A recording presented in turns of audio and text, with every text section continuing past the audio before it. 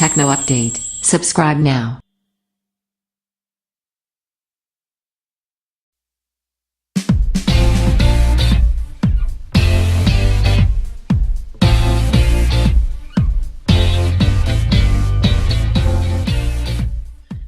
Nokia 2 review.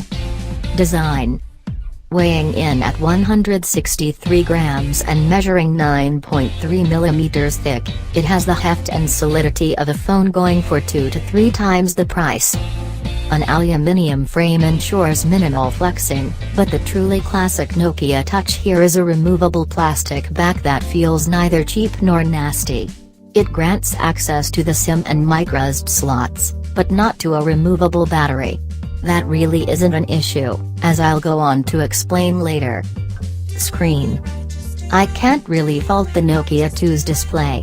Sure, it's a smaller than average 5-inch unit with a sub-HD 720p resolution, and it's LCD rather than AMOLED.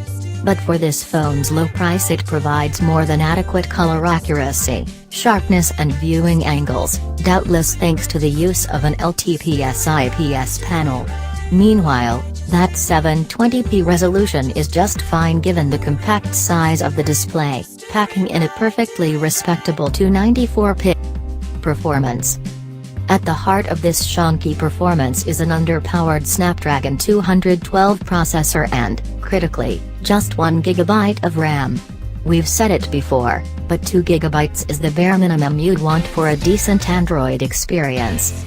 The result of this performance shortfall was clear to see when I attempted a spot of gaming. Regular 2D fare such as Wayward Souls played perfectly well, as did the simple 3D platforming of Super Mario Run.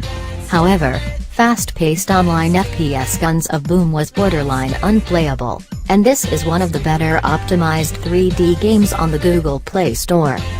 Elsewhere, a scant 8 GB of expandable internal storage further reflects the phone's sub-£100 price point.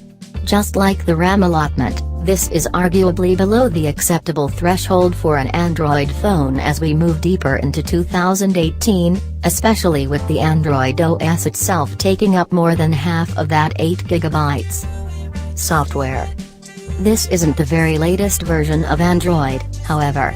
The Nokia 2 runs on Android 7.1.1 out of the box, with an update to Android 8.0 Oreo said to be in the works.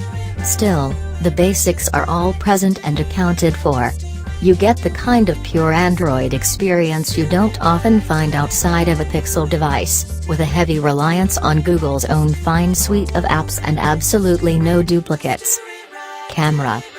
The phone has a few things going for it in this respect, including a nicely laid out camera UI, an HDR mode that's set to auto by default, and a respectable looking 8-megapixel main and 5-megapixel front camera setup.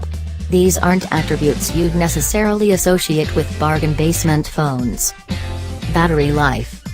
If the Nokia 2 is making any great play, other than with its pocket-friendly price, it's with regard to its freakish stamina.